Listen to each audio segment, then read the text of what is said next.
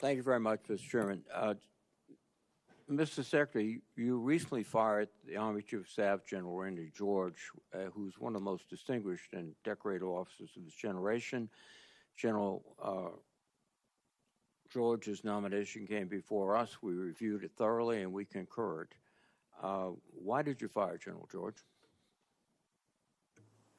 Well, as I did then, and I'll say now, we thank General George for his service. And out of respect to him and other officers, we never talk about the nature of why certain officers are asked to step down. But we all serve at the pleasure of the president. And ultimately, my view in coming into this department, as I stated in my confirmation hearing, was to change the culture of the department. And it's ultimately challenging to change the the culture of a department with the same people who are a part of or in that department. So I have made many changes with general officers.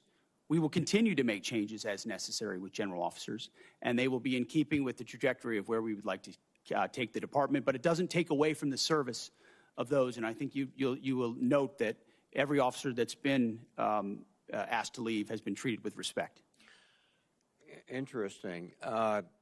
Of the 24 officers that you have fired for reasons unrelated to performance, since you have not indicated any cause, 60% are black or females. Now, did the president direct you to single out female and black officers to be dismissed?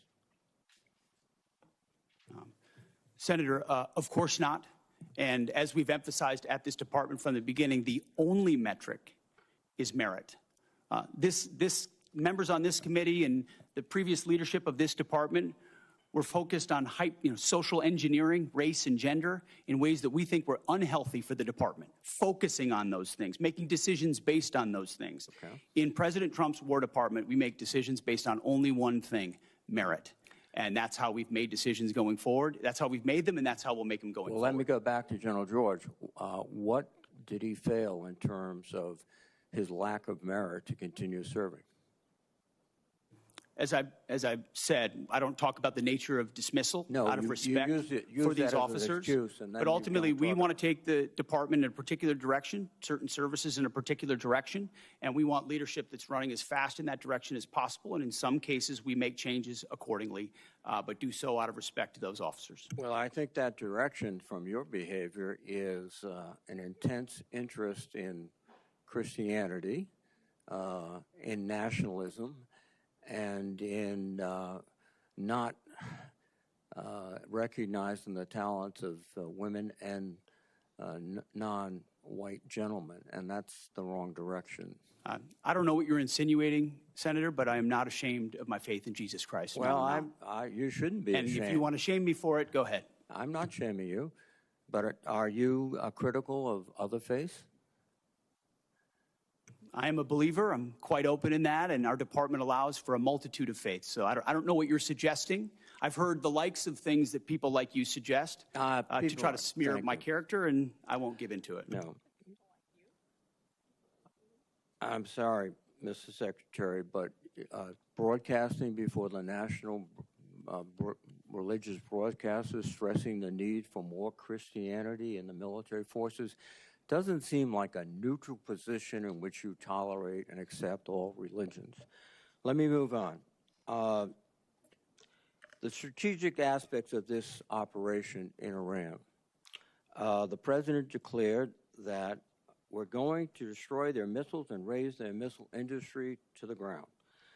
And after more than 13,000 strikes, unclassified assessments conclude that Iran retains more than 40% of its drone arsenal and 60% of its ballistic missile launches compared with pre-war levels. That's one of his objectives. The second objective was regime change. To the great proud people of Iran, I say tonight that the hour of your freedom is at hand, and we will take over your government. Well, when we finish, we'll take over government. That has not succeeded. And then one of his other things is at the onset of the war, the president said, we will ensure that Iran does not obtain a nuclear weapon. Military operations in Iran have not achieved that goal yet. And it also seems to indicate that his pronouncements about Operation Midnight Hammer obliterating the nuclear policy and structure of the Iranians was false. So you have not achieved any of the objectives yet that the president mentioned. Well, in this setting, I won't talk about the nature of metrics, which are classified, as you know, Senator. But I can say that looking at the objectives we set out to achieve from the beginning, some of which you laid out, our military objectives have been stunningly effective. Take, for example, their defense industrial base. They're completely incapable at scale at any level of reconstituting the capabilities you referred to, which is a devastating result for any country, especially one whose ambitions are as wide as Iran's.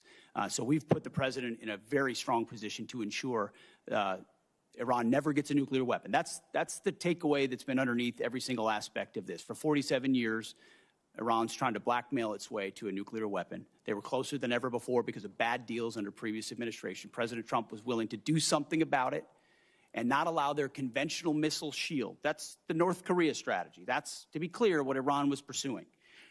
Hiding their nuclear ambitions, revealing them over time, and then building a conventional shield of missiles so powerful that no country would challenge them for fear of what would happen if they unleashed that arsenal.